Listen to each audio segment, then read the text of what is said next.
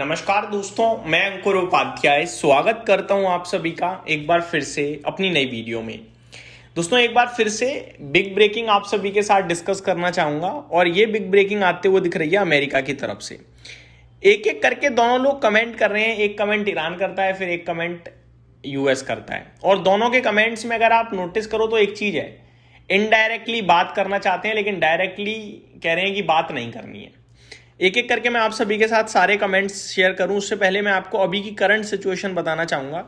Update आ रही है, US के डिफेंस सेक्रेटरी जो हेगसेट हैं, उन्होंने कहा है कि ईरान नेगोशिएट करने के किसी भी तरीके से प्लान में नहीं है, तैयारी में नहीं है। वो नेगोशिएट नहीं करना चाहता है न्यूक्लियर डील को लेकर, न्यूक्लियर एग्रीमेंट को लेकर।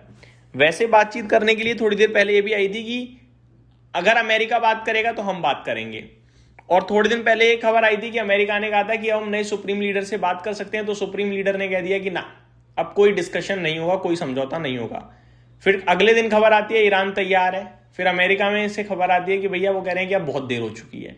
अब खबर आ रही है कि ईरान तैयार नहीं है नेगोशिएट करने के लिए, लेकिन न्यूक्लियर एग्रीमेंट पे। तो ये लगातार 1 to 1 कॉन्फ्लिक्ट चल रहा है। अब ऐसे में क्या करें क्या ना करें। मेरे को दिखता है बाजार, और बाजार में दिख रही है रिकवरी। भारतीय बाजार में नीचे से रिकवरी थी, अमेरिका का बाजार तो गिरा ही नहीं है। गिरावट हुई है पूरे एशियन मार्केट्स में बिकॉज ऑफ क्रूड ऑयल। अब करंट सिचुएशन में मैं आपके साथ अगर डिस्कस करूं तो डाउ फ्यूचर्स मेरे को 150 पॉइंट ऊपर दिख रहे हैं, नेस्डेक फ्यूचर्स मेरे को ½ % ऊपर दिख रहे हैं, S&P 500 फ्यूचर्स मेरे को हरे निशान में दिख रहे हैं। मेरे को कहीं दिक्कत ही नहीं दिख रही। अगर कहीं दिक्कत है तो वो है आपका कच्चे तेल से। कच्चा तेल ये जैसे ही गिरेगा ना, अभी तो मैं आपको बता दूं लाल निशान में फिसलने को तैयार है, $81.45 प्रति बैरल पे है। ये अगर $75 के पास पहुंचा तो वापस इक्विटी मार्केट शूट कर सकते हैं ऊपर की तरफ। बस यही परेशानी है। आज मैंने आपके साथ एक रिपोर्ट शेयर करी थी जिसमें डीएसबी बैंक और गोल्डमैन सैक्स की तरफ से कुछ अलर्ट आए थे कि चेतावनी है, अगर कुछ मामला बिगड़ा, सबसे खराब स्थिति आती है तो $150 और $100 तक की बात करी थी ब्रेंट क्रूड की, जो कि बहुत मुश्किल लगता है, रेयर केस में लगता है। बट अभी करंट सिचुएशन ये है कि नेचुरल गैस 4% नीचे है। दैट मीन्स कहीं ना कहीं मार्केट ये प्रीएम्प्ट कर रहा है कि शायद चीजें धीरे धीरे अब सही होंगी। और हम सभी को पता है कि ये ज्यादा लंबे समय तक नहीं चलने वाला है। कच्चा तेल वैसे तो $81 पे अभी भी बहुत हाई है, लेकिन अगर आप तेजी की बात करें बिल्कुल फ्लैट है। आज किसी भी वक्त अब लाल निशान में फिसल सकता है। आज का हाई अगर आप देखेंगे तो $84 का लगाया है कच्चे तेल ने, और लो है 80.5 का, और एक 81 पे भी ट्रेड कर रहा है। तो ऑलमोस्ट निचले पार्ट पे पहुंचने को तैयार है। तो मेन जो चीज है ना हमारे हिसाब से वो है आपका कच्चा तेल। कच्चा तेल ये धीरे धीरे नीचे आ जाए ना, सारा मामला सॉल्व, कोई दिक्कत का विषय है ही नहीं। फिर ऐसे में अमेरिका की तरफ से प्राइवेट कंपनीज की तरफ से एडीपी डेटा भी आया है, वो भी डिस्कस करना जरूरी है। तो सबसे पहले मैं डिस्कस करता हूं, companies added 63,000 workers in February, an improvement from the downwardly revised 11,000 in January and better than the consensus estimate of for 48,000। तो जनवरी के मुकाबले तो भैया बहुत अच्छा आंकड़ा आया है। जहां जनवरी में केवल 11,000 का आंकड़ा रह गया था, अभी 63,000 आया है फरवरी में, जिसमें जनवरी में 31 दिन होते हैं और फरवरी में 28 डेज होते हैं।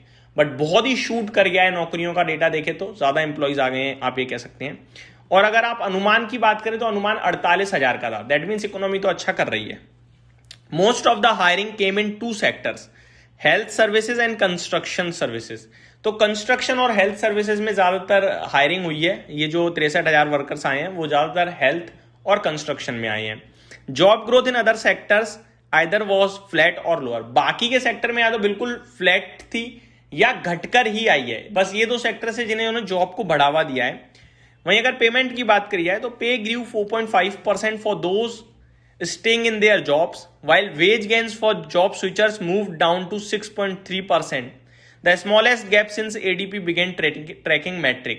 दोस्तों ये इंटरेस्टिंग डेटा है। ये डेटा कह रहा है जब से ADP का डेटा आना शुरू हुआ है तब से पहली बार इतना कम गैप रह गया है। जो लोग अपनी नौकरियों में बने रहे हैं उनका जो पे आउट है वो बढ़कर आया है 4.3% से, और जो स्विच कर रहे हैं अपनी जॉब को उनका पे आउट इस बार घट गया है। और घटकर रह गया है 6.3%। आपको कंफ्यूजन ना हो तो मैं बताना चाहूंगा, जो जॉब स्विच करते हैं उसका पे आउट ज्यादा बढ़ता है, क्योंकि वो अपॉर्चुनिटी तलाशने के लिए ज्यादा सैलरी के लिए दूसरी जगह जाते हैं, और इस बार उनकी 6.3% से ही बढ़ी है केवल। ये बहुत ही लो है, अदरवाइज 10% 12% रहता है ज्यादातर।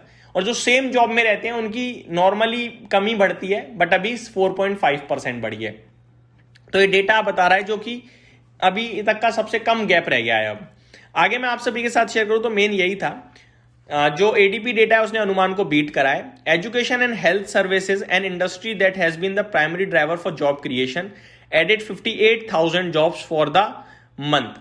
जो 63,000 नौकरियां, उसमें सबसे ज्यादा नौकरियां 58,000 जो हैं वो एजुकेशन और हेल्थ सर्विसेज से आई हैं। वहीं अगर बात करें कंस्ट्रक्शन का, कंस्ट्रक्शन ने कितना कंट्रीब्यूट करा है, 19,000 नौकरियां कंस्ट्रक्शन में आई हैं।